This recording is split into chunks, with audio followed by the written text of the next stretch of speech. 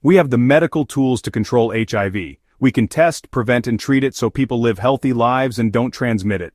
So why is the epidemic not over? Because our biggest challenge is not biological, it's social. The real enemy, the final boss in this fight, is stigma. Stigma is the toxic cocktail of fear, prejudice, ignorance that surrounds HIV.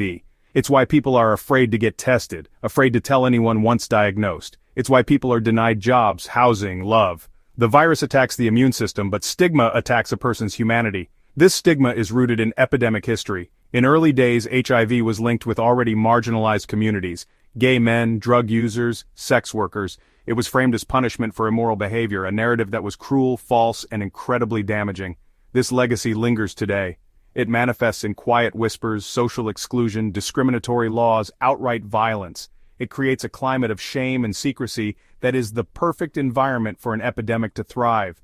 When people fear social consequences of a positive test, they avoid testing, won't get treatment, and can unknowingly transmit the virus. Fighting stigma requires conscious, active effort from all of us. It starts with language. Stop using HIV-positive person, and use person-first language like a person living with HIV. They are a person first. It means calling out misinformation and prejudice when you hear it, whether from family, co-workers, or politicians. It means showing compassion and support, not fear and judgment. Empathy is the vaccine for stigma. So, after all this, where do we stand in 2025? The progress we've made against HIV is one of the greatest achievements in medical history. We've turned a universally fatal disease into a manageable chronic condition. We have the knowledge and tools to end the HIV epidemic: condoms, PrEP, simple tests, single daily pills. That pill allows people to live a full lifespan and stops transmission. The path to zero new infections is visible. But having a map is not the same as completing the journey. The tools are useless if people can't access them. The final hurdles are not scientific, they are human.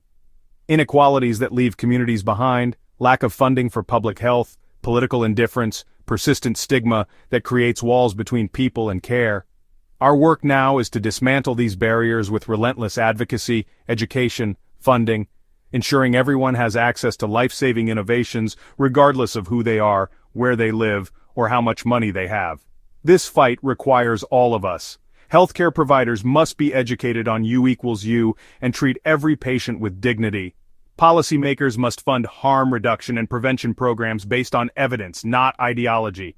The media must report accurately and responsibly. Every one of us must challenge stigma in our communities, replace fear with facts, offer support instead of judgment.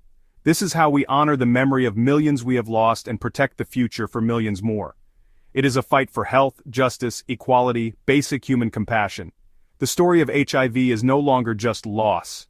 It is now resilience, scientific triumph, hope.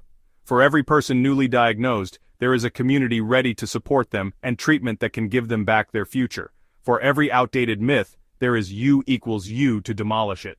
The future is not yet written, but we have the power to make it one where HIV is no longer a threat, where people live long, healthy lives free from shame and discrimination. It's an ambitious goal, it is an achievable one, and it's a future worth fighting for.